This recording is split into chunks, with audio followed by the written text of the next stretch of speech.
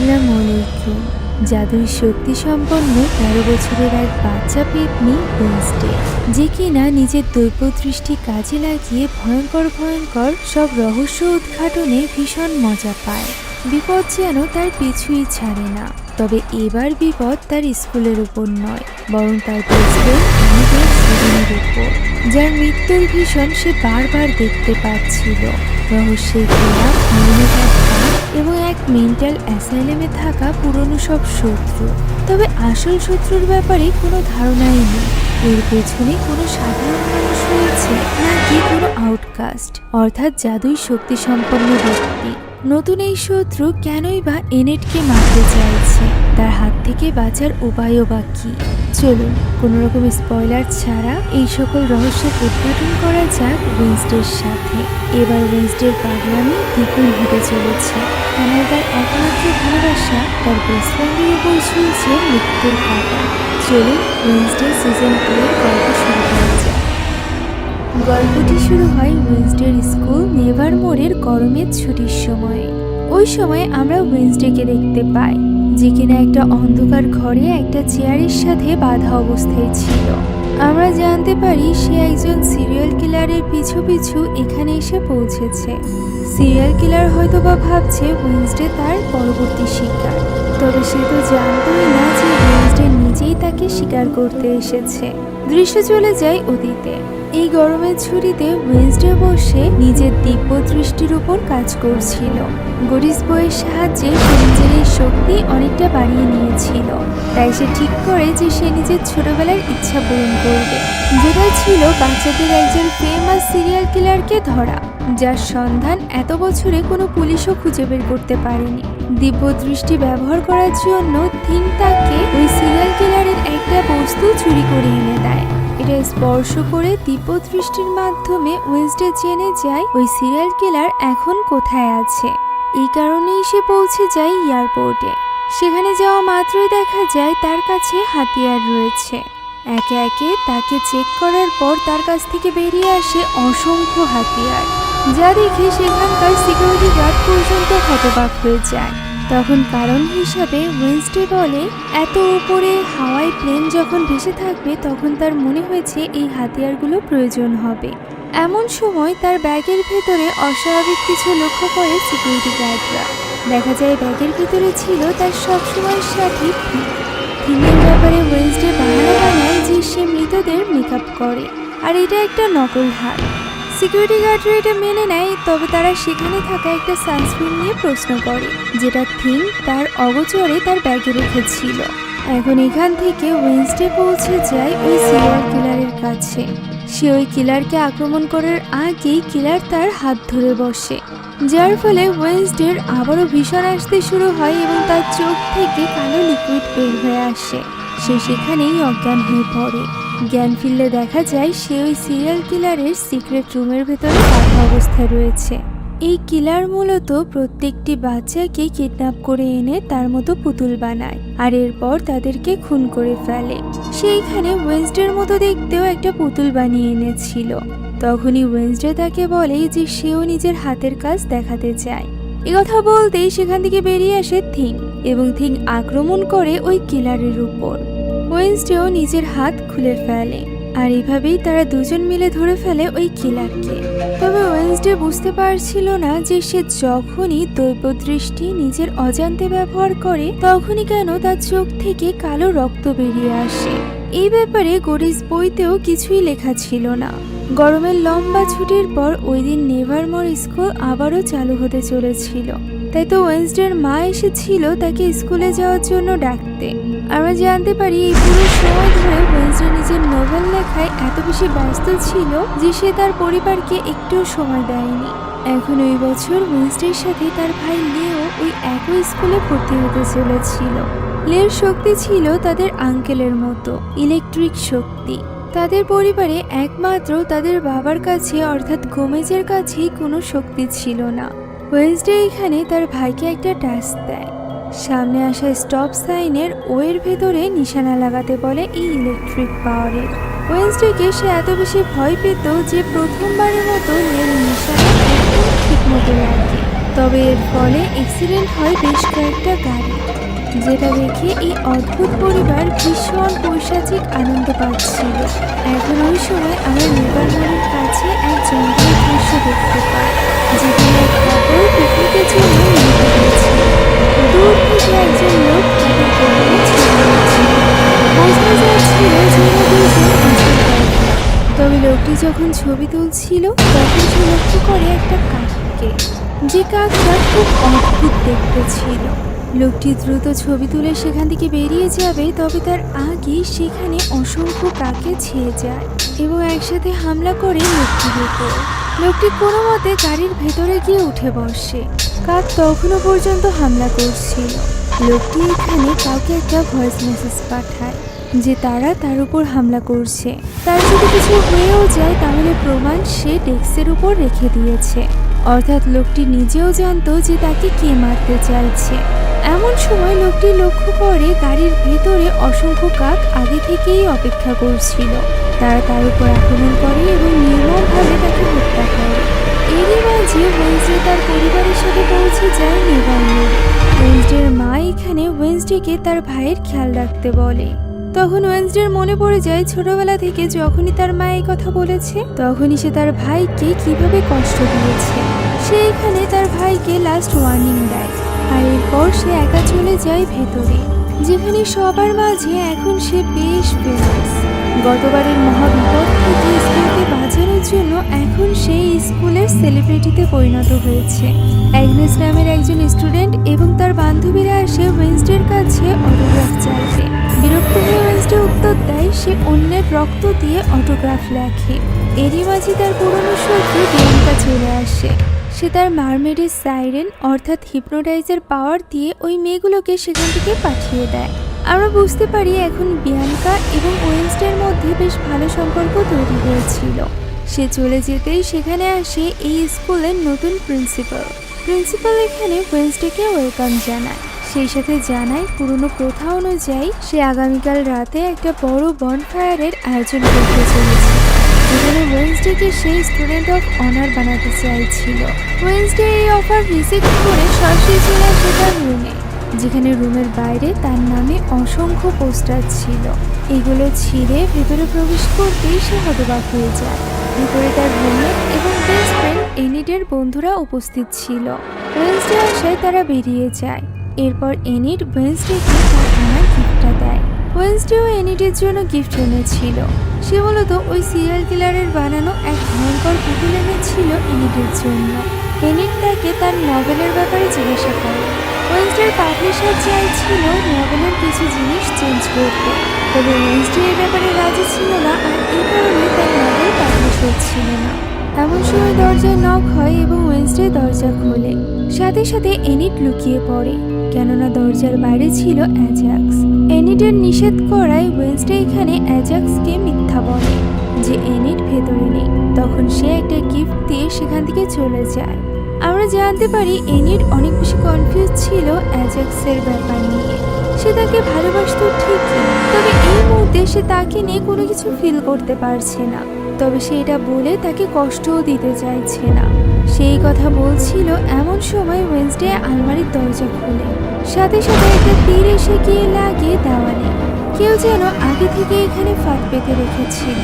তীরের সাথে ছিল একটা ছবি, সেই সাথে একটা ছোট্ট মেসেজ যে তার নজর ওয়েনসডের উপরে আছে।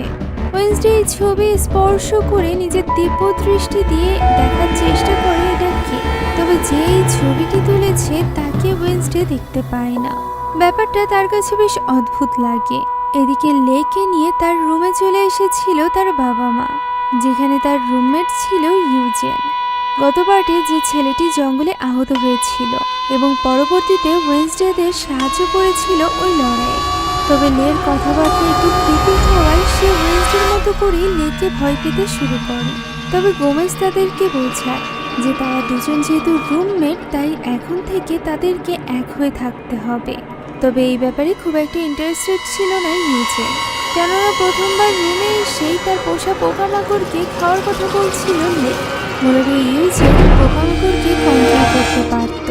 সে এখানে লেকে স্পষ্টভাবে জানিয়ে দেয় যে ওয়েনসডে তার জীবন বাঁচিয়েছিল, আর এই কারণে সে রাজি হয়েছে লের রুমমেট হতে। এমনিতে এই ডোমের আর কেউই তার রুমমেট হতে চায় না, কেননা সে ওয়েনসডে।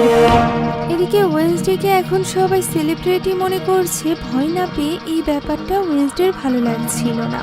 এর উপর আবার সে জানতে পারে তার বাবা মা বাড়িতে যাচ্ছে না, বরং তার মা তো অফার পেয়েছে নতুন ফান্ডরাইজিং কমিটির হেড হওয়ার।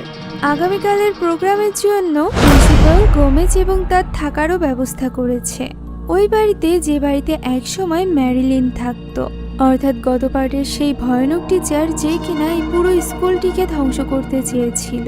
ওয়েনসডের মা যদি এই হেড হওয়ার অফারটি অ্যাকসেপ্ট করে নেয় তাহলে সে এখানেই থাকতে পারবে। তবে এই ঘরের ডেকোরেশন তার একদমই ভালো লাগে না, বরং ভয়ানক লাগে। পিঙ্ক মিষ্টি কালার তাদের সাথে যায় না। মর্টিসিয়াও মূলত এখানে থেকে ওয়েনসডে এবং লের উপর নজর রাখতে চাইছিল, যেহেতু গুডি অর্থাৎ ওয়েনসডের পূর্বপুরুষ তাকে এখন আর সাহায্য করছিল না, তাই এই মুহূর্তে সেই তাকে সাহায্য করতে চাইছিল। তবে ওয়েনসডে তো তার সাহায্য নিতে একদমই রাজি ছিল না। তার মায়ের মনে হচ্ছিল ওয়েনসডে আস্তে আস্তে করে তার ছোট বোন অফিলিয়ার মতো হয়ে যাচ্ছে। ওয়েনসডে এতদিন পর তার মায়ের মুখে তার আন্টির নাম শুনে একটু অবাক হয়, তবে সে তার মায়ের সাহায্য নিতে একদমই রাজি হয় না। থিং তাকে এই ব্যাপারে বোঝানোর চেষ্টা করলে সে থিংকেও দূরে চলে যেতে বলে। সে যখন জঙ্গল দিয়ে সামনের দিকে যাচ্ছিল তখনই সে এক স্থানে পুলিশের ভিড় দেখতে পায়। পুলিশ মূলত ওই মৃত্যুর ব্যাপারে জানতে পেরেছিল। এখানে শেরিফের সাথে ওয়েনসডের পরিচয় হয়। ওই সময় ওয়েনসডে সেখানে একজন মিস্টেরিয়াস লোককে দেখতে পায়, যে কিনা ওয়েনসডেকে দেখা মাত্রই পালাতে আরম্ভ করে। তবে খুব শীঘ্রই ওয়েনসডে তাকে ধরে ফেলে। এই লোকটি আর কেউ নয়, বরং টাইলারের বাবা ছিল। জানা যায় যে লোকটি মারা গিয়েছে তার সাথে টেইলরের বাবার অনেক ভালো সম্পর্ক ছিল। পুলিশের চাকরি যাওয়ার পরও তারা দুজন মিলে কোনো একটা ব্যাপার নিয়ে তদন্ত করছিল, যেটা কিনা আউটকাস্টদের সুরক্ষার জন্য। গতকাল সে আউটকাস্টদের বিরুদ্ধে ছিল, যে কারণে ওয়েনসডে এবার আর তাকে কোনো রকম সাহায্য করতে চায় না। চলে যায়। তবে লোকটি ওয়েনসডেকে আগে থেকে সাবধানে থাকতে বলে। ওয়েনসডের কাছে ব্যাপারটা অবাক লাগে। এখন ওই রাতে নতুন আসা স্টুডেন্টদের গল্প বলে শোনায় এজাক। সে এখানে একটা ট্যালেন্টেড বাচ্চার গল্প বলে, যার ব্রেন ছিল অনেক বেশি অ্যাক্টিভ, তবে তার হার্ট ছিল অনেক দুর্বল। এই দুর্বল হার্ট নিয়ে সে বেশি দিন বাঁচতে পারবে না, আর এই কারণে সে ঠিক করে যে সে তার বুদ্ধি কাজে লাগাবে তার হার্টের রোগ ঠিক করতে। সে একটা আর্টিফিশিয়াল হার্ট বানিয়েও নেয়। অপারেশন সাকসেসফুল হয়। তার হার্ট এখন তার ব্রেনের মতোই সচল ছিল। তবে এর ফলে তার আবিষ্কারক মন এত বেশি স্ট্রং হয়ে যায় যে সে এই কাজ করতে গিয়ে নিজেই শিকার হয় তার ভয়ঙ্কর মেশিনে। লোকেদের মধ্যে তার লাশ স্কাল্পট্রির নিচে দাফন করা আছে, যেখানে এখনো পর্যন্ত তার নকল হার্টের টিকটিক শব্দ শোনা যায়। কাহিনীটা খুবই ইন্টারেস্টিং লাগে লের কাছে। অন্যদিকে ওই রাতে প্রিন্সিপাল বিয়ানকাকে ডাক দেয় কথা বলার জন্য। সে তাকে অফার করে তার ফান্ডরাইজিং কমিটির মেম্বার হতে। বিয়ানকা প্রথমে না বলে দেয়। তখন প্রিন্সিপাল তাকে মনে করিয়ে দেয় যে সেও এই স্টুডেন্টদের মধ্যে থেকে একজন, যারা কিনা স্কলারশিপে এখানে পড়াশোনা করছে। তবে যেহেতু ফান্ড এখন অনেক বেশি কমে গিয়েছে, তাই প্রিন্সিপাল বেশ কয়েকজন স্কলারশিপওয়ালা স্টুডেন্টদেরকে স্কুল থেকে বের করে দেয়, যাদের মধ্যে বিয়ানকাও একজন হতে চলেছে, কেননা সে একজন সাইলেন্ট। তবে সে তার এই শক্তিকে কাজে লাগিয়ে নিজের জায়গা মজবুত করতে পারে, ফান্ডরাইজিংয়ে ব্যবহার করতে পারে তার এই শক্তি। বিয়ানকার কাছে ব্যাপারটা ঠিকঠাক লাগছিল না, তবে তার কাছে আর কোনো উপায়ও ছিল না, কেননা তার পরিবারের আর্থিক অবস্থা এমন না যে তার পড়াশোনার জন্য কোনো রকম টাকা তারা দিতে পারবে। এদিকে থিং মন খারাপ করে বসেছিল, যেখানে এনিট তাকে একটা সারপ্রাইজ দেয়। এনিট এবং তার ওল্ড ফ্রেন্ডরা মিলে একটা সুন্দর ঘর তৈরি করেছিল। তারা এখানে থিংকে তাদের টিমে জয়েন করতে বলে। তাদেরকে এইভাবে এনজয় করতে দেখে ওয়েনসডে তাড়াতাড়ি রুম থেকে বেরিয়ে যায়। সে সঙ্গীতের রুমে গিয়ে ভায়োলিন বাজাতে আনন্দ করে। ওই সময় তার মা বসে তার একটা ডায়েরি দেখছিল, যে ডায়েরির ভেতরে ছিল অদ্ভুত কিছু পেন্টিং। সেই সাথে আমরা লেকেও দেখতে পাই। সে ম্যাপে স্কাল ট্রি খুঁজছিল। তখনই এজিনের মরে পড়ে থাকা একটা মাকড়সাকে কারেন্টের ঝটকা দিয়ে সে জীবিত করে ফেলে।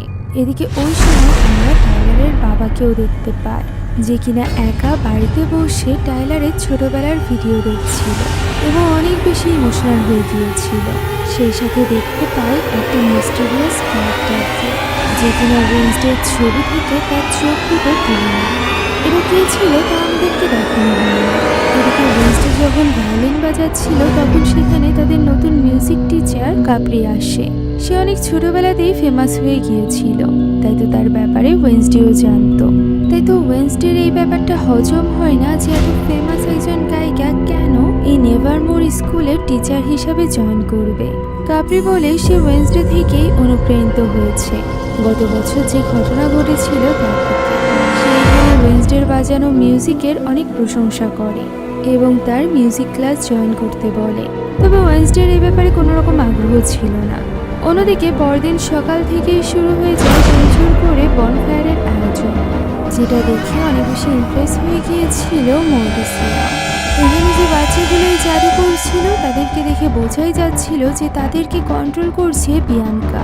এদিকে তখনও পর্যন্ত মর্টিসিয়া কোনো রকম সিদ্ধান্ত নেয়নি, তাই প্রিন্সিপাল এখানে বিয়াঙ্কার সাথে তার পরিচয় করায় এবং বলে তার অ্যাসিস্ট্যান্ট হিসাবে বিয়াঙ্কা কাজ করবে।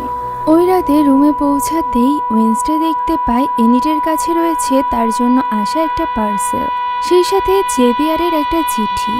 জেভিয়ারের বাবা মা এখন আর চায় না যে সে এই স্কুলে পড়াশোনা করুক। সে এখানে ওয়েনসডের মোবাইলের কথা জিজ্ঞাসা করে, যেটা সে তাকে দিয়েছিল। তবে ওয়েনসডে তো সেটা অলরেডি পানিতে অনেক আগেই চুবিয়ে দিয়েছে। শুধুমাত্র তাই নয়, সে পার্সেলে পাঠিয়েছিল একটা পেন্টিং। কাকের এই অদ্ভুত পেন্টিং দিয়ে সে লিখেছিল ওয়েনসডে যেন কোনো রকম প্রশ্ন না করে। তার মাথায় এই ছবিটি এসেছে আর এ কারণেই সে ওয়েনসডেকে এটা পাঠিয়েছে। এটা যে বা যাই হোক না কেন সেটা ওয়েনসডের সাথে জড়িত। এমন সময় ওয়েনসডের নজর পড়ে টাইপরাইটারের দিকে, যেখানে ওয়েনসডের লেখা নভেলের ব্যাপারে লেখা ছিল। ড্রয়ার খুলতেই ওয়েনসডে দেখতে পায় সেখানে নভেলের পেপারসগুলো নাই, বরং ছিল একটা ধাঁধা এবং সেই সাথে ওয়েনসডের ওই চোখ কাটা পিকচার, যেটা পড়েই ওয়েনসডে বুঝতে পারে যে বড় যে বনফায়ার আজকে জ্বালানো হতে চলেছে তার ভেতরেই তার স্টকার ওয়েনসডের নভেল রেখে দিয়েছে। তাই তো ওয়েনসডে তখনই এনিটকে নিয়ে চলে যায় ওই বনফায়ারের কাছে। এনিটকে বাইরে খুঁজতে বলে এবং সে নিজে বনফায়ারের কাছে খুঁজতে থাকে। তখন কয়েকজন স্টুডেন্টদের সাথে তার ধাক্কা লাগে এবং তার পকেটের ভেতরে কেউ একজন এই সুযোগে একটা পেপারস রেখে যায়, যে পেপারসে লাগানো ছিল অনেকগুলো প্লেট। এই পেপার থেকে ওয়েনসডে বুঝতে পারে যে এই বনফায়ারের ভেতরেই রয়েছে তার নভেল। তার লেখা এই নভেলের কোনো কপিও সে এতদিনে রাখেনি, আর 2 বছর ধরে করা এই কষ্ট সে কিছুতেই এইভাবে আগুনের ছাই হতে দিবে না। তাই তো সে বনফায়ারের ভেতরে ঢোকার চেষ্টা করছিল। ওই সময় এনিটকে সরাসরি কনফ্রেন্ট করে অ্যাজাককে সে অনেক রকম বাহানা দিচ্ছিল। এমন সময় সেখানে ব্রুনো চলে আসে। এরই মাঝে ওয়েনসডেকে ভেতরে ঢুকতে দেখে সে সেখান থেকে কেটে পড়ে। সে ওয়েনসডেকে ভেতরে যেতে নিষেধ করে, কেননা প্রোগ্রাম শুরু হতেই এটাতে আগুন লাগিয়ে দেওয়া হবে। ওয়েনসডে কোনো কিছু তোয়াক্কা না করে ভেতরে গিয়ে দেখতে পায় সত্যিই তার নভেলটি ভেতরেই রয়েছে। সে সেটা নেওয়ার চেষ্টা করছিল, এমন সময় প্রোগ্রাম শুরু হয়ে যায় এবং অল্প কিছুক্ষণের মধ্যেই প্রিন্সিপাল ওই বনফায়ারে আগুন লাগিয়ে দেয়। দাউ দাউ করে আশেপাশে সব কিছু জ্বলতে আরম্ভ করে। ওয়েনসডে কোনো মতে নভেলটি নিয়ে বেরিয়ে আসার চেষ্টা করছিল। এদিকে থিংও তাকে হেল্প করার জন্য কোনোভাবেই ভেতরে যেতে পারছিল না। বাকি স্টুডেন্টরা নিজেদের শক্তির সাহায্যে এই আগুনের তাপমাত্রা আরও বাড়িয়ে দিচ্ছিল, যাতে করে ওই বনফায়ারের উপরে থাকা নেভারমোরের প্রতীক ওই পাখিটিকে তারা উড়িয়ে দিতে পারে। সেখানে থাকা বাকি সকলে এই সুন্দর দৃশ্য দেখে এনজয় করছিল। ওয়েনসডে তখনও পর্যন্ত বের হয়নি, যেটা দেখে এনিট এবার চিন্তিত হয়ে যায় এবং দৌড়ে চলে যায় প্রিন্সিপালের কাছে। সে সেখানে গিয়ে চিৎকার করে প্রিন্সিপালকে বলে দ্রুত আগুন নেভাতে। ভেতরে ওয়েনসডে আবার ফেসে গিয়েছে। তখনই ওয়েনসডে বাইরে বেরিয়ে আসে এবং স্টুডেন্টদের মধ্যে থেকে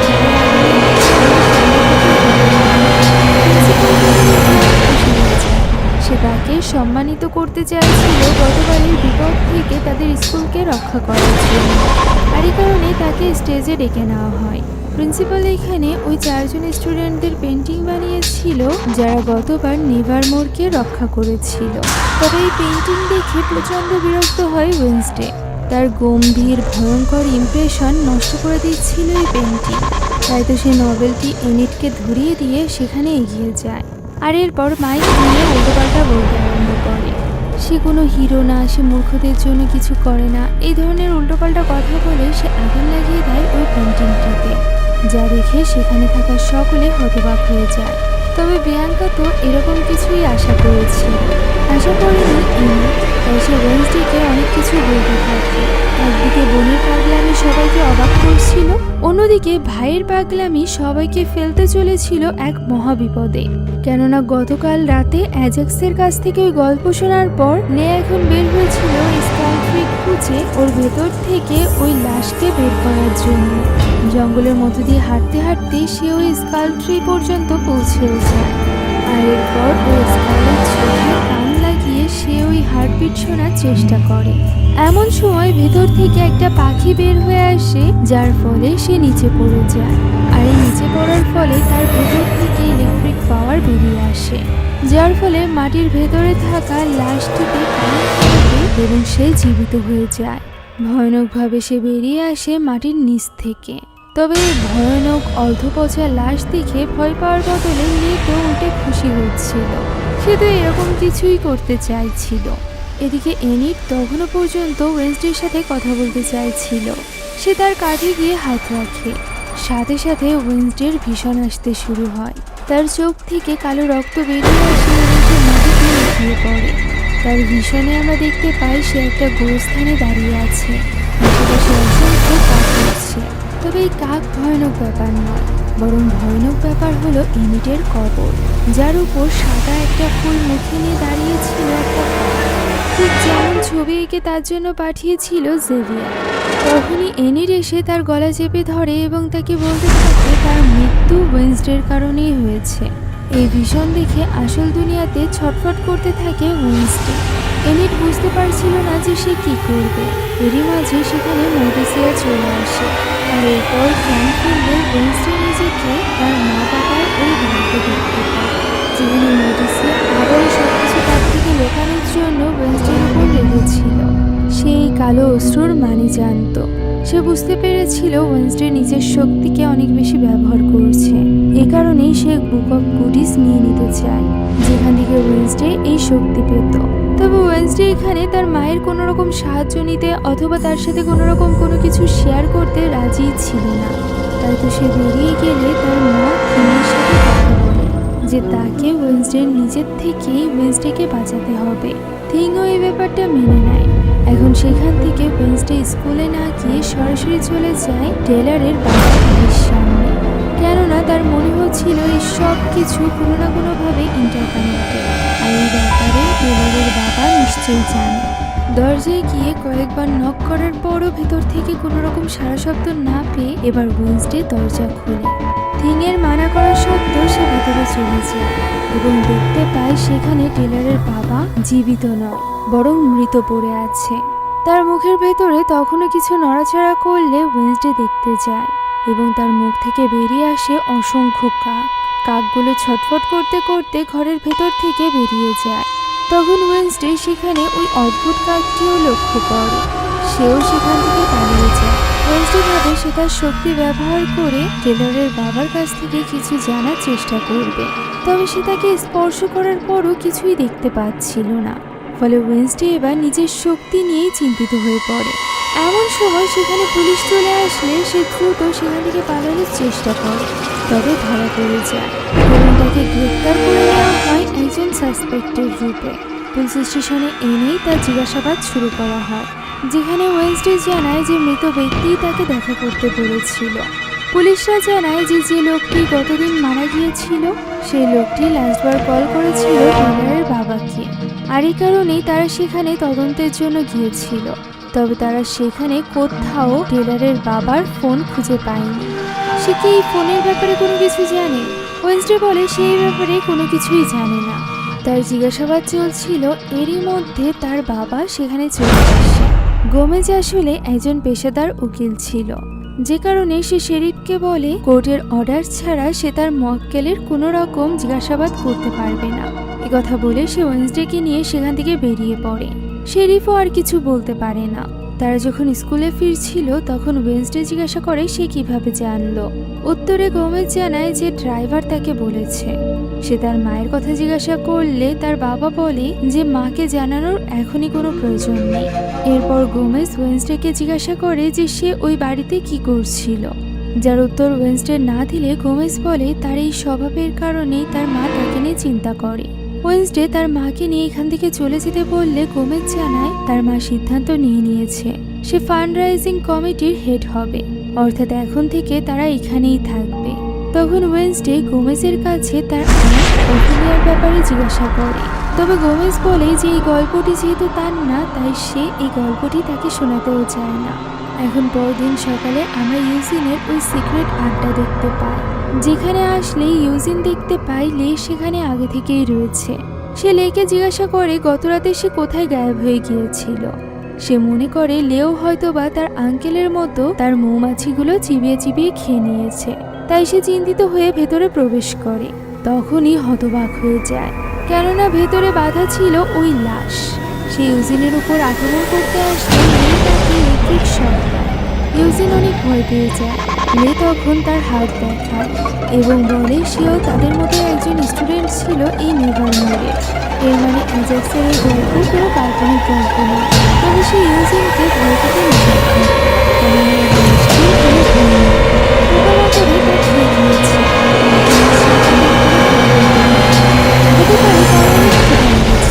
লে এই লাশটির নাম রাখে স্টার।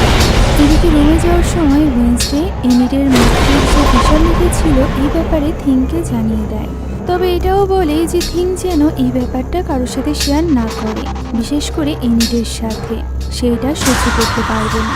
এ কথা বলতে বলতে রুমের দরজা খুলতেই সে হতবাক হয়ে যায়। জানালার বাইরে ব্যালকনিতে পড়ে আছে এনিটের লাশ। গলা কেটে তাকে কেউ হত্যা করেছে। ওয়েন্সডে অনেক বেশি ঘাবড়ে যায় এবং থিংকে বলে দ্রুত হেল্প নিয়ে আসতে। তখনই এনিট হেসে ওঠে। সে মূলত আজকে প্রাঙ্ক ডেতে প্রাঙ্ক করছিল ওয়েন্সডের সাথে। প্রত্যেক বছরই এই দিনে প্রাঙ্ক ডে সেলিব্রেট করা হয় নেভারমোরে, তবে গত বছর এই দিনের পরে ওয়েন্সডে নেভারমোরে এসেছিল। এ কারণে এটাই তার প্রথম প্রাঙ্ক ডে। এনিট এটা ভেবে খুশি ছিল যে ওয়েন্সডে তার মৃত্যুর খবর শুনে অনেক স্যাড হয়ে গিয়েছিল। এখন ওয়েন্সডে রেগে গেলে এনিট বলে সে তো শুধুমাত্র প্রতিশোধ নিচ্ছিল। সে ভেবেছিল ওয়েন্সডে হয়তোবা তার বালিশের উপর মানুষের চোখ রেখে তার উপর প্রাঙ্ক করেছে, তবে এটা ওয়েন্সডে রাখেনি।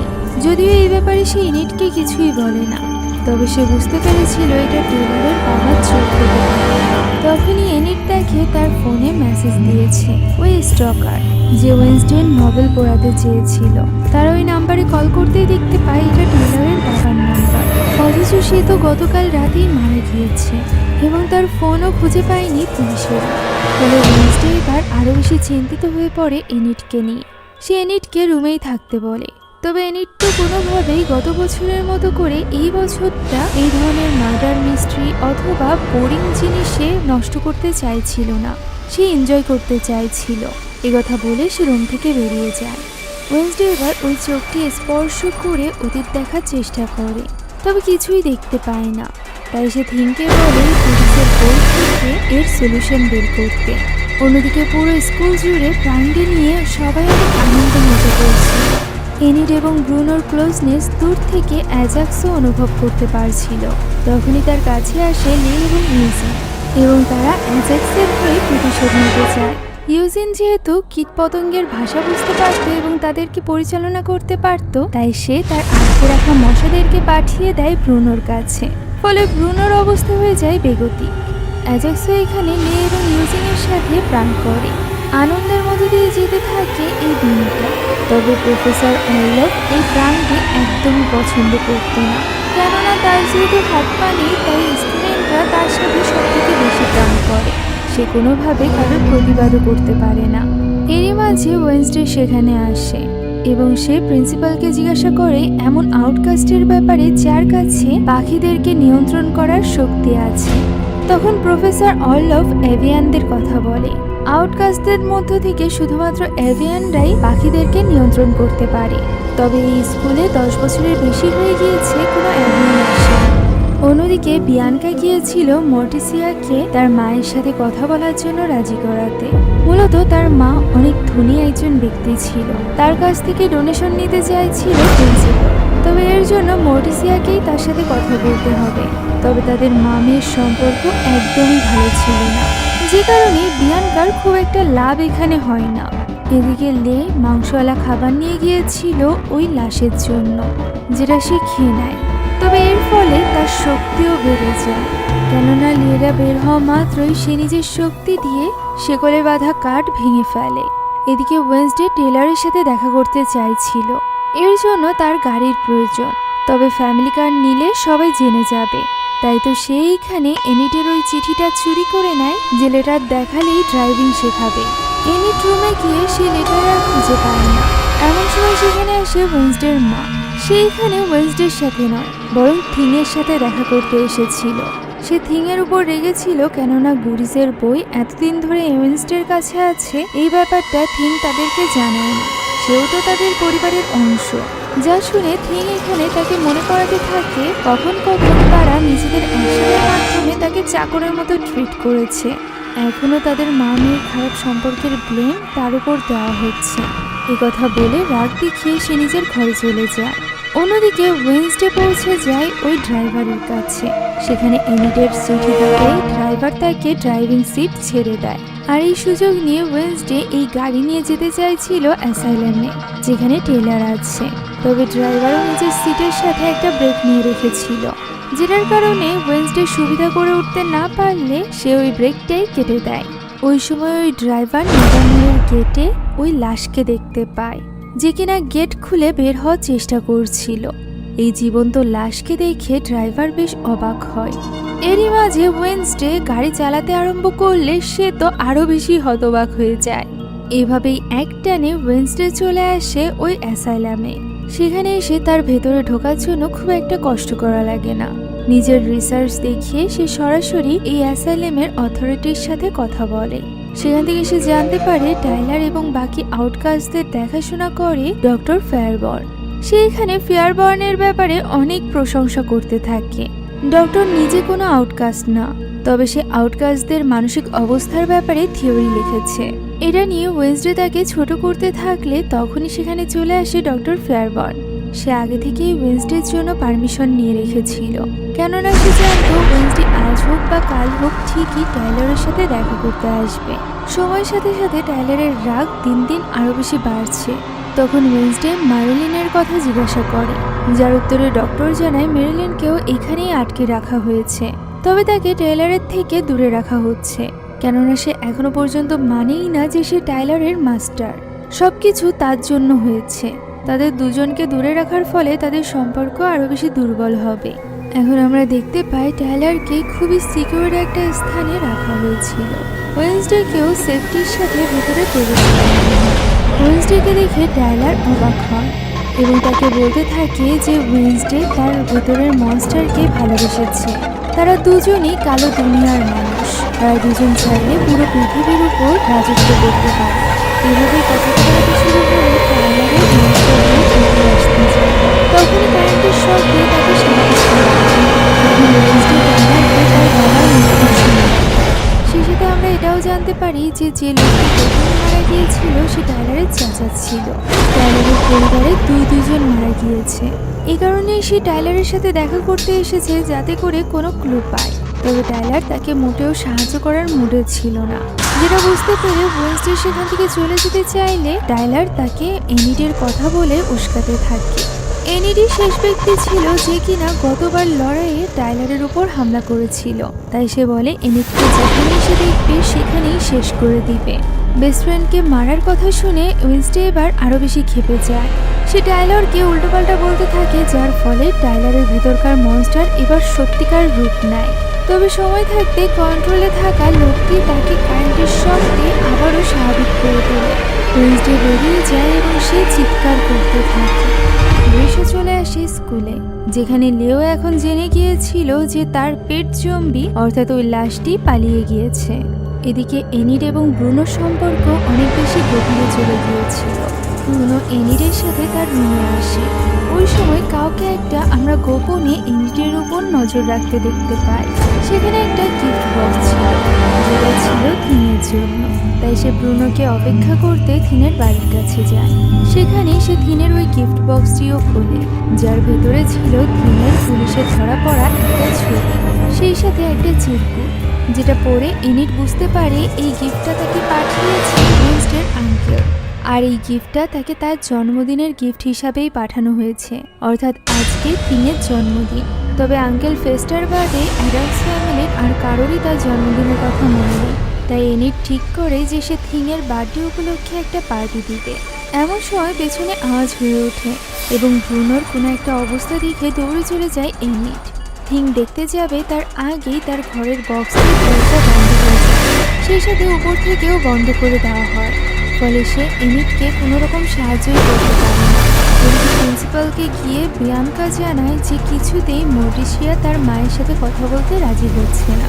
তখন প্রিন্সিপাল বলে যে সে এমনি এমনি বিয়ানকাকে তার কাছে নেয়, নিশ্চয়ই এর পেছনে উদ্দেশ্য রয়েছে। যা শুনতেই বিয়ানকা বুঝতে পারে যে সে চাইছে বিয়ানকা যেন তার সাইলেন্স মরিসিয়ার উপর প্রয়োগ করে। ফলে সে এবার একটু ক্ষেপে যায় এবং নিজের শক্তি প্রিন্সিপালের উপর প্রয়োগ করার চেষ্টা করে। তবে প্রিন্সিপাল তো আগে থেকেই নিজের কাছে একটা বিশেষ রকমের পাথর রেখেছিল, যেটা সাইরেন সং থেকে রক্ষা করে, অর্থাৎ বিয়ানকার জাদু কোনো প্রভাব তার উপর পড়বে না। ফলে বিয়ানকা বুঝতে পারছিল না যে তার কি করা উচিত। অন্যদিকে ওয়েনসডে রুমে এসে দেখতে পাই ওই বক্সের ভেতরে থিং আটকা। সে থিংকে মুক্ত করতেই বুঝতে পারে যে এনিডকে কেউ কিডন্যাপ করে নিয়ে গিয়েছে। এনিডের ফোনে কল আসে এবং সে তাকে চ্যালেঞ্জ করে পূর্ণিমার আগেই এনিডকে রক্ষা করতে। আর এই রক্ষার কাজে সে যদি অন্য কাউকে ইনভলভ করে তাহলে এনিডকে সে আর ফেরত পাবে। লোকটির নজর সবসময় ওয়েনসডের উপরে আছে। ওই সময় দরজার নিচে থেকে কেউ একজন প্লেডেড কার্ড ছুঁড়ে মারে। তবে ওয়েনসডে বের হয়ে দেখতে পায় সেখানে কেউই নেই। এদিকে এনিডের জ্ঞান ফেরে এবং সে দেখতে পায় তাকে ব্রুনোর সাথে ক্লক টাওয়ারের ভেতরে বেঁধে রাখা হয়েছে। শিকল দিয়ে বেঁধে রাখা হয়েছে যাতে করে তারা কোনোভাবে এটা কাটতে না পারে। প্রথমে তো এনিডের মনে হয় এটা হয়তোবা এজাক্স করছে, কেননা আজ প্রান্তে তাদের উপর রাগ এবং ক্ষোভ থেকে হয়তোবা সে এটা করছে। ঠিক তখনই উপর থেকে একটা ছুরি এসে পড়ে। দেখা যায় উপরে রয়েছে অসংখ্য ছুরি, যার একটা একটা পড়তে আরম্ভ করলে তাদের শরীরের কোনো অংশই খুঁজে পাওয়া যাবে না। মৃত্যু নিশ্চিত দেখে এনিড বুঝতে পারে এটা কোনো প্রাঙ্ক না। এদিকে ওয়েনসডে থিংয়ের সাথে বেরিয়ে পড়েছিল এনিডকে খুঁজতে। পথে তার দেখা হয় তার মিউজিকের টিচারের সাথে। তার সাথে কথা বলে ওয়েনসডের এখানে মাথায় একটা বুদ্ধি আসে। সে যে নোটটি পেয়েছিল এটা মূলত একটা মিউজিক্যাল নোট ছিল। তাই সে সরাসরি চলে যায় মিউজিকের রুমে। সেখানে গিয়ে সে পিয়ানোতে ডেট বাজায়। সাথে সাথে খুলে যায় একটা সিক্রেট দরজা। এর ভিতরে একটা সুড়ঙ্গ পথ পাওয়া যায়, যেটা কোথাও একটা নিয়ে যাচ্ছিল ওয়েনসডেকে। যাওয়ার সময় হঠাৎ করে পেছনে কারোর একটা ছায়া দেখা যায়। লাল হুডি পরা মুখোশধারী এই ব্যক্তিকে দেখে ওয়েনসডে হতবাক হয়ে যায়, কেননা একটু পরপরই এই ব্যক্তি গায়েব হয়ে যাচ্ছিল।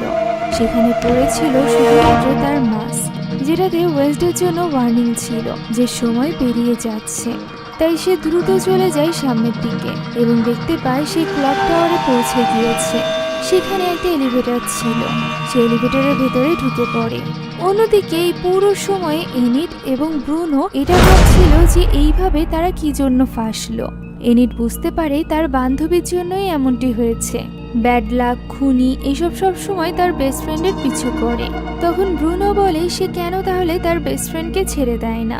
উত্তরে এনিড বলে বাকিদের জন্য ওয়েনসডে একটা অন্ধকার হলেও তার জন্য আলোর পথ। সে ওয়েনসডেকে ছাড়া নিজের জীবন তো কল্পনাই করতে পারে না। এই কথা বলতে বলতে সে ইমোশনাল হয়ে পড়ে। ব্রুনো বলে যে তার জীবনেও এরকম কাউকে দরকার।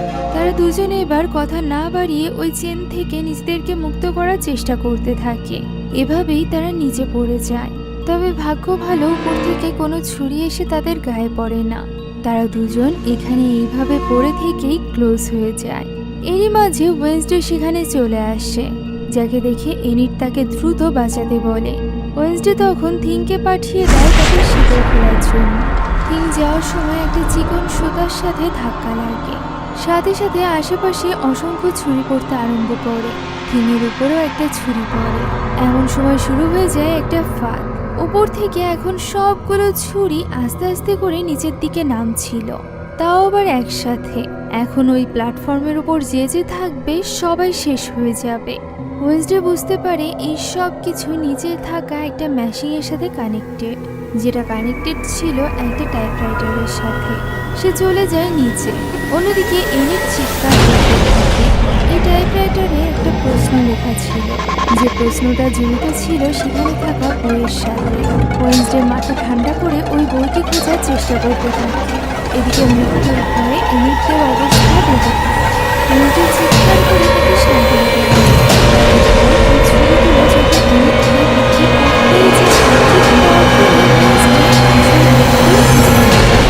যে উত্তরটি ছিল একটা বই রিলেটেড, আর ওই বইটির নাম ছিল দ্য ইনভিজিবল ম্যান। ওয়েন্সডে সময় নষ্ট না করে টাইপরাইটারে ওই নামটি লেখে। সাথে সাথে মেশিনটি বন্ধ হয়ে যায়। অল্পের জন্য বেঁচে যায় এনিট এবং ব্রুনো। আর এরপর ওই ছুরিগুলো আবারও উপরে উঠে যায়। ওই প্ল্যাটফর্মে এসে ওয়েন্সডে প্রথমে থিংকে বাঁচিয়ে নেয়।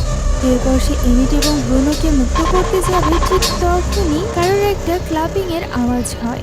আস্তে আস্তে করে তাদের সামনে হ্যাঁ, প্রথম থেকে ওই ক্রেজি স্টকার আর কেউ নয় বরং অ্যাগনেস ছিল, যে কিনা ওয়েন্সডের অ্যাটেনশন পাওয়ার জন্য এই সব কিছু করছিল। কেননা সে ছিল ওয়েন্সডের ফ্যান গার্ড, আর এর জন্য সে ওয়েন্সডের বেস্ট ফ্রেন্ডকে মারতে পর্যন্ত দ্বিধাবোধ করছিল। এই ব্যাপারটা ওয়েন্সডের কাছে বেশ ইন্টারেস্টিং লাগে। অ্যাগনেসের পাওয়ার ছিল অদৃশ্য হওয়া, আর নিজের এই অ্যাবিলিটিকে কাজে লাগিয়েই সে এতক্ষণ যাবৎ এই সব কিছু করছিল। বনফায়ারে ওই নভেল রেখেছিল সে নিজে। সে হয়তো ওয়েন্সডের বেস্ট ফ্রেন্ড হতে চাইছিল, যেটা বুঝতে পেরে এনিট তার উপর আক্রমণ করতে যায়, যাকে বাধা দেয় ব্রুনো। তখন ওয়েন্সডে তাকে জিজ্ঞাসা করে যে সে কেন তাহলে ডলারের বাবাকে মারল, যার প্রতি উত্তরে অ্যাগনেস জানায় যে সে তার পিছু করতে করতে অদৃশ্য অবস্থায় ওই বাড়ি পর্যন্ত পৌঁছে গিয়েছিল ঠিকই, তবে সে তাকে মারেনি। সে তো তার ব্যাপারে কিছুই জানতো না। তবে যদি ওয়েন্সডে চায় তাহলে সে তাকে ইনফরমেশন নেওয়ার জন্য হেল্প করতে পারে। ওয়েন্সডে এই ব্যাপারটা নিয়ে চুপ করে থাকে, কেননা এনিট কিছুতেই চাইছিল না যে তার সাথে ওয়েন্সডের ভালো সম্পর্ক হোক। এনিট তো তাকে লিফটে পর্যন্ত নেয় না। বেচারি ক্রিপি অ্যাগনেস সেখানেই দাঁড়িয়ে থাকে। অন্যদিকে বিয়ানকা গিয়ে পৌঁছেছিল মর্টিসিয়ার কাছে। সেখানে গিয়ে এবার সে তার সাইরেন সং এর পাওয়ার ব্যবহার করে এবং মর্টিসিয়াকে রাজি করে তার মায়ের সাথে কথা বলার জন্য।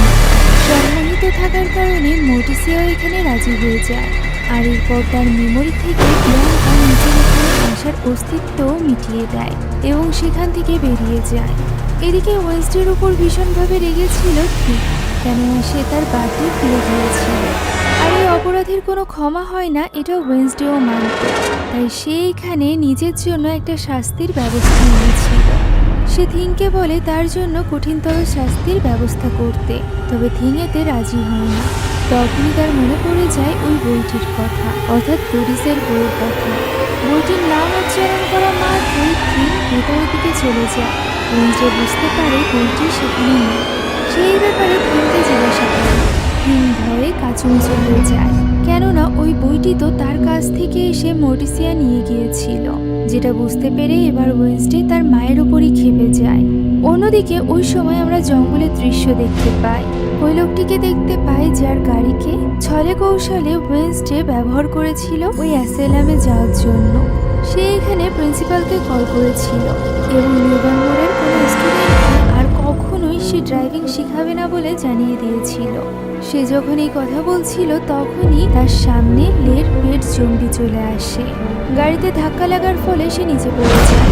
ফলে লোকটি চিন্তিত হয়ে পড়ে এবং গাড়ি থেকে নেমে দেখতে চায় সে কাকে অ্যাক্সিডেন্ট করল। তবে সে সেখানে কাউকেই দেখতে পায় না। এমন সময় ঠিক তার পেছনেই দাঁড়িয়ে ছিল ওই জীবিত লাশ, অর্থাৎ ওই জম্বি, যে কিনা তার উপর হামলা করে এবং তার ব্রেন খুলে খেয়ে ফেলে। অর্থাৎ আস্তে আস্তে এই জম্বি আরো বেশি ভয়ানক হয়ে উঠছিল, যে ব্যাপারে কোনো ধারণা ছিল না লে এবং তার বন্ধু ইউজিনের। এখান থেকে দৃশ্য পরিবর্তিত হয় এবং আমরা মর্টিসিয়া এবং গমেজকে দেখতে পাই। যারা দুজন মিলে থিংয়ের জন্য একটা স্পার আয়োজন করেছিল। তারা যে থিংয়ের বার্থডে ভুলে গেছে এই ব্যাপারটা নিয়ে তাদেরও অপরাধ বোধ হচ্ছিল। মরিসিয়া এখানে গোমেজের সাথে এটাও শেয়ার করে যে তার হঠাৎ করে কেন জানি তার মায়ের সাথে কথা বলতে ইচ্ছা হচ্ছে, তাকে মেট গালাতে ডাকতে ইচ্ছা হচ্ছে। গোমেজেরও ব্যাপারটা সুবিধার মনে হচ্ছিল না। স্ত্রীর মুড ঠিক করার জন্য তারা দুজন এখানে ডান্স করতে আরম্ভ করে। এর মাঝে হঠাৎ করে তাদের বাড়িতে কেউ একজন যেন প্রবেশ করে, যে ব্যাপারটা বুঝতে পারে মরিসিয়া। তাই তো সে এখানে বাহানা করে গোমেজকে সেখানেই রেখে নিজে চলে যায় বেডরুমে, যেখানে ওয়েনসডে এসেছিল বুড়িজের বই নিতে। তবে সে যে বক্সের ভেতরে এই বই থাকবে বলে ভেবেছিল সেটার ভেতরে ছিল না। সে এখানে মর্তিসিয়াকে তার নিজের স্বপ্নের ব্যাপারেও বলে এনিটকে বাঁচানোর জন্য এই মুহূর্তে তার এই বইটি দরকার। তবে মর্টিসিয়ার এমনটি মনে হচ্ছিল না। তার মনে হচ্ছিল ওয়েনসডে এই ভিশনের মাধ্যমে আরো বেশি কনফিউজড হয়। সে চাইছিল না কোনোভাবেই তার মেয়ে বিপদে পড়ুক, তার শক্তি দূষিত হোক। সে ওই কাজটি জীবনও করতে চাইছিল না যেটা তার মা তার বোনের সাথে করেছিল। তাই সে এখানে ওয়েনসডেকে ওই বই দিবে না বলে স্পষ্টভাবে জানিয়ে দেয়। ওয়েনসডেও জানিয়ে দেয় যে সে যে কোনোভাবে ওই বইটি নিয়ে নিবে। ফলে মর্টিসিয়াও এখানে তার মেয়েকে নিয়ে ভীষণ চিন্তিত হয়ে পড়ে। এদিকে ওয়েনসডে টেইলরের বাবার মৃত্যু নিয়ে অনেক বেশি ইনভেস্টিগেশন করছিল। সে জানার চেষ্টা করছিল যে কি কারণে তার মৃত্যু হতে পারে। এত ইনভেস্টিগেশন করার পরও সে কোনো রকম ক্লুই পাচ্ছিল না। এদিকে এনিট তো চিন্তায় পাগল হয়ে যাচ্ছিল যে সে ক্যাম্প ফায়ারের দিন কি করবে। তাদের স্কুল থেকে ক্যাম্পিংয়ে যাচ্ছে, যেখানে যাওয়ার জন্য এনিট অনেক বেশি এক্সাইটেড ছিল। তবে ওয়েনসডে সেখানে যেতে চাইছিল না। তবে এনিট যেহেতু এই ব্যাপারটা নিয়ে অনেক বেশি চিন্তিত ছিল এবং পুরো ঘর মাথায় তুলে রেখেছিল, তাই ওয়েনসডে এখানে তাকে মিথ্যা বলে এবং তার কথা বিশ্বাস করে এনিট চলে যায় তার জামা খুঁজতে। ওই সময় থিং বলে যে তাদের উচিত এনিটকে সবটা খুলে বলা। তবে ওয়েনসডের এমনটি মনে হচ্ছিল না, কেননা এনিট সামান্য একটা জামা না পাওয়ায় এত বেশি পাগল হয়ে উঠেছে। সে যদি জানতে পারে যে সে মারা যেতে চলেছে, তাও আবার ওয়েনসডের পেছনে পড়ে থাকা কোনো পাগল খুনির হাতে, তাহলে সে আরো বেশি প্যানিক করবে এবং সবকিছু আরো বেশি গরমিল হয়ে যাবে। এই কথা বলতেই তার সামনে প্রকট হয় অ্যাগনেস। অ্যাগনেস এতক্ষণ যাবৎ সেখানেই অদৃশ্য হয়ে সবকিছু দেখছিল। সে মূলত এনিটের ওই কাপড়টি লুকিয়ে রেখেছিল। এনিট মারা যাবে এটা শুনে তো সে খুশিই হয়ে যায়, কেননা এটা হলে ওয়েনসডের বেস্ট ফ্রেন্ডের সিটটা খালি হয়ে যাবে। তখন ওয়েনসডে বলে যে সে এনিটকে কিছুই হতে দিবে না, সে ওই খুনিকে খুঁজে বের করবে। আর যদি সে জানতে পারে যে ওই খুনি আর কেউ নয় বরং অ্যাগনেস, একথা বলতেই অ্যাগনেস বলে ওঠে তাহলে ওয়েনসডে একটা নতুন নিয়মে তার জীবন নিয়ে নেবে। সে তো ওয়েনসডের জন্য জীবন দিতেও প্রস্তুত। তবে ওয়েনসডে তাকে একদমই নিজের ফ্রেন্ড অথবা সাথী বানাতে চায় না। তাই তো সে তাকে তার ফেরত আসার আগেই সেখান থেকে চলে যেতে বলে। অন্যদিকে রাতের বেলা একটা মানুষ খুন করার পর স্লার্প আপনা আপনি ফিরে এসেছিল ওই ঘরটির সামনে। লে তাকে আবারও এনে বেঁধে রেখেছিল। সে তাকে ব্রেন খেতে দেয় এবং ওই সময় ইউজিন দেখতে পায় তার নিজের ব্রেন খুব দ্রুত ডেভেলপ হচ্ছে। এর মানে সে যত বেশি ব্রেন খাবে ততই তার ব্রেন ডেভেলপ হবে।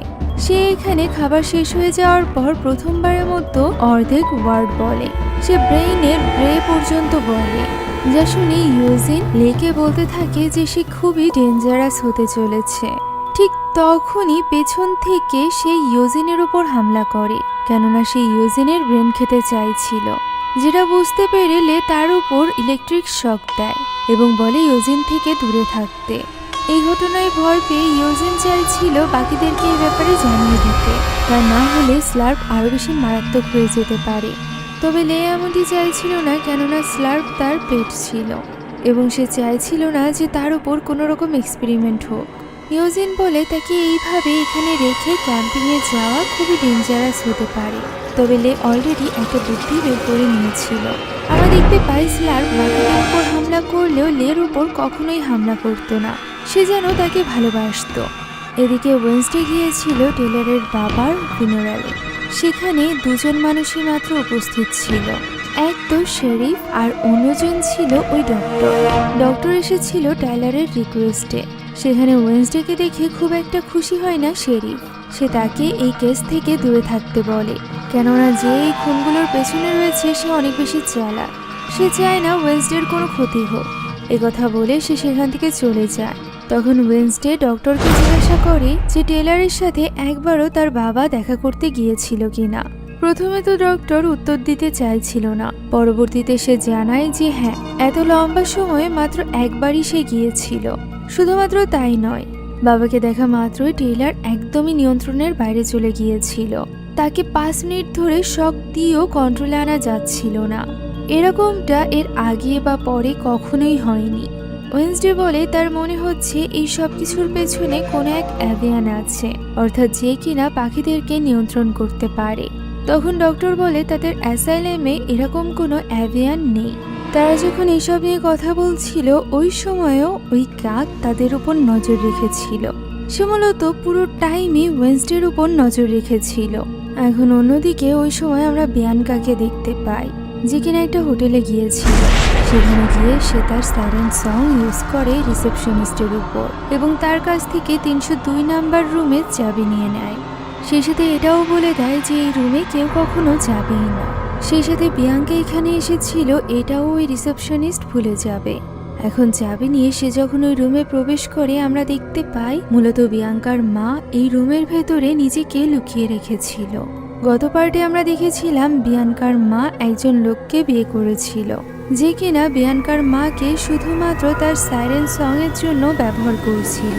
আর এটা ব্যবহার করে সে অনেক অপরাধী করেছে, যে কেসগুলোকে এখন ফেসে গিয়েছে বিয়াঙ্কার মা। তবে সময় থাকতে বিয়াঙ্কা তার মাকে এখানে পালিয়ে নিয়ে এসেছে। সেই সাথে ওই লোকটিকে খোঁজার জন্য এফবিআইকেও লাগিয়ে দিয়েছে। তাই তো কিছুদিন পর্যন্ত তাদেরকে বাধা দিয়ে থাকতে হবে। এদিকে ফাইনালি ওয়েন্সডে যায় অ্যাগনেসের কাছে তার সাহায্যের জন্য। অ্যাগনেসের পাশাপাশি ওয়েন্সডে ক্লাবে আরেকজন স্টুডেন্ট ছিল, যে কিনা রূপ বদলাতে পারত। তার সাহায্যেই মূলত সে টেলরের বাবার ফোন আনলক করেছিল। এখনও তারা ঠিক তাই করে। শুধুমাত্র তাই নয়, ওই রাতে অ্যাগনেস টেলরের বাবার বাড়ি থেকে কিছু দরকারি জিনিসপত্র নিয়ে এসেছিল, যেগুলো সে এবার তুলে দেয় ওয়েন্সডের হাতে। এখান থেকে সে কিছু ক্লু পায়, যে ক্লুগুলো 2015 সাল এবং একটা জায়গার সাথে সংযুক্ত ছিল। এই জায়গাটি ছিল যে জঙ্গলে তাদের ক্যাম্পিং হতে চলেছে তার খুব কাছে। এই কারণে ওয়েন্সডে ঠিক করে যে সে এই ক্যাম্পিংয়ে জয়েন করবে, যাতে করে ওই স্থানে যেতে পারে তদন্তের জন্য। এদিকে পুরো স্কুল রেডি ছিল এই ক্যাম্পিংয়ে যাওয়ার জন্য। এনিট খাবার নিচ্ছিল, তখনই সেখানে তার এক্স বয়ফ্রেন্ড অ্যাজাক্স চলে আসে। সে তার জিনিসপত্র নিয়ে যেতে চাইছিল, তবে তার আগেই ব্রুনো সেই জিনিসগুলো নিয়ে রওনা দেয়। এই ব্যাপারে অ্যাজাক্স এনিটের সাথে কথা বলবে, ঠিক তখনই সেখানে মিউজিক টিচার চলে আসে। সে বুঝতে পেরেছিল অ্যাজাক্সের এই সকল কথায় এনিট অপ্রস্তুত হয়ে পড়েছে। এই কারণেই এনিটকে বাঁচানোর জন্যই সে ডেকে নিয়েছিল। এছাড়া সে তাকে সতর্কও করে দেয় যে আজ রাত পূর্ণিমার রাত, যেহেতু আজ রাতে ক্যাম্পিং, তাই তাকে এক্সট্রা সতর্ক থাকতে হবে। তবে সতর্কতা তো দূরের কথা, সে অনেক বেশি খুশি হয়ে যায় যখন সে ওয়েন্সডেকে দেখে, যে কিনা ক্যাম্পিং এর জন্য রেডি হয়ে নিয়েছিল। ওয়েন্সডে তাকে এক্সাইটেড হতে নিষেধ করে, কেননা সে সেখানে যাচ্ছিল তদন্তের জন্য। তখনই সেখানে প্রকট হয় অ্যাগনেস। অ্যাগনেস একদমই ওয়েন্সডে থেকে অনুপ্রাণিত হয়ে কাপড় চোপড় পরত। এমনকি ওয়েন্সডে যে স্থানে যেতে চাইছিল সেই জায়গার সকল রাস্তা, ম্যাপ সবকিছু সে তৈরি করে এনেছিল। যে জিনিসটা দেখে এনিট অনেক বেশি রেগে যায়, কেননা অ্যাগনেস তাকে খুন করার চেষ্টা করেছিল। আর ওয়েন্সডে এখন তার সাথেই টিম আপ করেছে। তবে তার এই ফ্যান গার্ল তো তার জন্য সবকিছু করতেই প্রস্তুত ছিল, যে ব্যাপারটা দেখে এনিট অনেক বেশি বিরক্ত হয়। এদিকে ওয়েন্সডে দেখতে পায় তার ভাই লে এই ক্যাম্পিংয়ে একটা কফিন নিয়ে এসেছে। ফলে ওয়েন্সডে লের উপর সন্দেহ হতে থাকে। সে তাকে নানান রকম প্রশ্ন করছিল। এমন সময় সেখানে গাড়ি নিয়ে চলে আসে গোমেজ এবং মর্টিসিয়া। তাদেরকে এখানে দেখে অবাক হয়ে যায় তার 2 ছেলে মেয়ে। তারা মোটেও চাইছিল না গোমেজ এবং মর্টিসিয়া তাদের আশেপাশে থাকে। লে স্পষ্টভাবে জানিয়ে দেয় যে সে ইউজিনের সাথেই থাকবে। সেই সাথে ওয়েন্সডেও মর্টিসিয়ার সাথে কোনো রকম কথা বলতে চাইছিল না এবং সেখান থেকে চলে যায়। এখন সকলে যে যার মতো তাঁবু ফেলে বসে পড়ে, সবাই সবার মতো করে এনজয় করতে থাকে। এদিকে লে এবং ইউজিনের টেন্টের বাইরে লে অসংখ্য রকেট বাজি লাগিয়ে রেখেছিল, যে জিনিসটা দেখে ইউজিনের এবার সন্দেহ হয়। সে এই ব্যাপারে জিজ্ঞাসা করলে লে বলে এটা সাবধানতার জন্য। কথা শুনতেই ভেতরে চলে যায় ইউজিন এবং দেখতে পায় ভেতরে ওই কফিনের ভেতরে রয়েছে স্লার্প। ফলে অনেক বেশি ঘাবড়ে যায় ইউজিন। তখন লে বলে সেই তো বলেছিল যে তাকে ওইভাবে জঙ্গলে রেখে তারা আসতে পারবে না, এ কারণে লে এমন পদ্ধতি বের করেছিল। তবে ইউজিনের মতে সে এটা করে তার ফ্রেন্ডদেরকেও বিপদে ফেলেছে। সে স্পষ্টভাবে জানিয়ে দেয় যে সে এই জম্বির সাথে কিছুতেই রাত কাটাবে না। ওই সময় বাইরে তাদেরকে ডাকতে চলে আসে গোমেজের গলা শুনে তারা দুজনে দ্রুত বাইরে চলে যায়। গোমেজ তাদের জন্য খাবার নিয়ে এসেছিল। ভেতরে আওয়াজ শুনে সে ভেতরে যাওয়ার চেষ্টা করলে লে তাকে আটকে দেয়। গোমেজের সন্দেহ হয়েছিল, তাই সে তাদেরকে অ্যাডভাইস করে যে সবসময় যেন তারা একসাথে থাকে। যদি তাদের দ্বারা কোনো ভুলও হয়ে যায় তবুও এই ব্যাপারে যেন কেউ জানতে না পারে। গোপনে তারা যেন সব কিছু মাটি চাপা দিয়ে দেয়। এই ব্যাপার বলে সে সেখান থেকে চলে যায়। এখন প্রিন্সিপাল সব স্টুডেন্টদের ডেকে তাদের জন্য একটা ভাষণ দিচ্ছিল। তখনই একটা অঘটন ঘটে। সেখানে চলে আসে কিছু নর্মিস অর্থাৎ নর্মাল মানুষেরা। এটা ছিল একটা ক্যাডেট গ্রুপ, যাদের টিচার এখানে সরাসরি কথা বলতে চায় প্রিন্সিপালের সাথে। সে বলে সে আগেই এই ক্যাম্পটা বুক করেছে। তবে প্রিন্সিপালের দাবি ছিল সে এই ক্যাম্পটা আগে বুক করেছে। তো তাদের মধ্যে তর্ক শুরু হয়ে যায় এবং জানা যায় একজন ক্যাম্পের মালিকের কাছ থেকে বুক করেছিল, অন্যজন ক্যাম্পের মালিকের ছেলের কাছ থেকে বুক করেছিল। এই জন্য একই দিনে দুটো বুকিং হয়ে গিয়েছিল। তারা কোনো রকম সলিউশনে যেতে পারছিল না, যেটা দেখে এখানে ওয়েডনেসডে মাঝখানে আসে এবং তাদের সামনে একটা প্রতিযোগিতা রাখে। যে প্রতিযোগিতায় যে বিজেতা হবে সেই এখানে ক্যাম্পিং করবে। এই শর্ত দুই পক্ষই মেনে নেয় এবং নিজেরা প্রস্তুত হতে থাকে। এদিকে এই বুদ্ধিদাতা ওয়েডনেসডে কিছুতেই তাদের এই ফাঁদে পা দিতে চাইছিল না। এই প্রতিযোগিতার কারণে সে নিজের লক্ষ্য থেকে কিছুতেই সরবে না বলে ঠিক করে। এখন এই গহীন জঙ্গলের দুটো স্থানে দুই টিমের এক একটা করে এগ রাখা ছিল। যে এগকে রক্ষা করছিল ওই টিমের কয়েকজন মেম্বার। অন্য মেম্বাররা অ্যাটাকের জন্য আশেপাশেই অপেক্ষা করছিল। যে টিম অন্য টিমের ডিম নিয়ে আগে টাওয়ারের উপর রাখতে পারবে সেই টিমই বিজেতা হবে।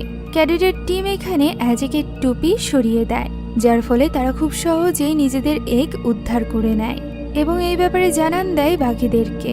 অন্যদিকে ক্যাডেটরা যে এগ রক্ষা করছিল তাদের উপর গোপনে নজর রাখছিল ওয়েডনেসডে এবং বিয়াঙ্কা। সেখানে প্রথমেই হামলা করে এনিট এবং ব্রুনো। তবে ক্যাডেট টিম তাদের সামনে টিয়ার গ্যাস ছেড়ে দেয় এবং নিজেরা মাস্ক পরে নেয়। ফলে অ্যানেট এবং ব্রুনো সেখানেই থেমে যায়। ওই সময় ওয়েডনেসডে তার দ্বিতীয় চাল চালে।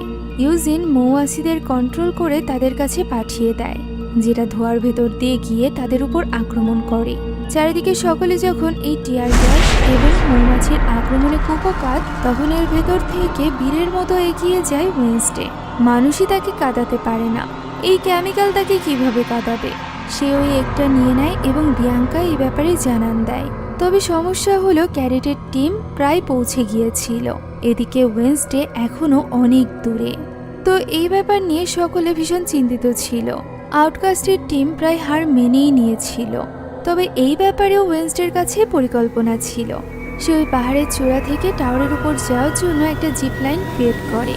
অন্য টিম যখন সিঁড়ি দিয়ে উপরে উঠছিল তখন সে খুব সহজেই এই জিপ লাইনের সাহায্যে দ্রুত সময়ের মধ্যে টাওয়ারের উপরে পৌঁছে যায় এবং অন্য টিমের ওই প্লেয়ারকে লাথি মেরে ফেলে দেয়, যার ফলে তাদের একটাও ব্লাস্ট হয়ে যায়। ওয়েডনেসডে এবার নেভারমোরের একটা জায়গা মতো রাখে এবং তারা জিতে যায়। আর এর পরপরই ওয়েডনেসডে নিজের পরিকল্পনা মাথায় নিয়ে ক্যাম্প থেকে বেরিয়ে পড়ে, যাতে করে সে দ্রুত কাজ শেষ করে এখানে আবারও পৌঁছাতে পারে। প্রিন্সিপাল তাকে ধন্যবাদ জানাতে এসেছিল, যদিও এই ব্যাপারে খুব একটা গুরুত্ব না দিয়ে ওয়েডনেসডে বেরিয়ে পড়ে থিংয়ের সাথে। অন্যদিকে আমরা দেখতে পাই ক্যাডেট টিমের ক্যাপ্টেন তখনও পর্যন্ত হার মানেনি। তারা ঠিক করে যে আজ রাতে তারা নেভারমোরের ক্যাম্পের উপর হামলা করবে। এই ব্যাপারে কিছু না জানা পুরো ক্যাম্পিং টিম তো সেখানে বসে গান বাজনা করছিল। বেচারা অ্যাজাক্সও বুঝতে পারছিল ব্রুনো এবং এনিটের সম্পর্কের ব্যাপারটা। অন্যদিকে ওয়েডনেসডে এই রাতের অন্ধকারে গিয়ে পৌঁছেছিল ওই বাড়ির সামনে, যে বাড়ির ছবি সে পেয়েছিল টাইলারের বাবার ওই জিনিসপত্রের ভেতরে। এই বাড়ির ভেতরে ঢুকে সে দেখতে পায় টাইলার এবং তার বাবার অনেক ছবি রয়েছে। এই ছবিগুলো একটা আয়নার সাথে লাগানো ছিল। এই আয়নার পেছনে ছিল এক রহস্য লুকানো, যেটা খুলতেই সে হতবাক হয়ে যায়। আয়নার পেছনে ছিল নিউজপেপারের কাটিং, সেই সকল আউটকাস্টদের জন্য শ্রদ্ধাঞ্জলি দেওয়া হয়েছিল যারা কি না ওই অ্যাসাইলামে মারা গিয়েছিল, যে অ্যাসাইলামে এখন টেইলার রয়েছে। এখানে একটা নামও ছিল, সেটা হলো লুইস। যেহেতু টাইলারের বাবা এই সব কিছু লিখে রেখেছিল, তাহলে নিশ্চয়ই এই সকল ইনসিডেন্টের সাথে এই লুইসের কোনো সম্পর্ক থাকবে। সেই যদি অনেক বছর ধরে এই আউটকাস্টদের উপর হামলা করে থাকে, তাহলে এই লোকটিরই পরবর্তী শিকার হতে চলেছে এনিট। এটা বুঝতে পেরে ওয়েন্সডে সাবধান হয়ে যায়। ওয়েন্সডে এই ছবিগুলো স্পর্শ করেও ভিশন দেখার চেষ্টা করে, তবে গুডিসের বই ছাড়া তার এই ভিশন আবারও ফেরত পাওয়া সম্ভব ছিল না। তাই সে ঠিক করে যে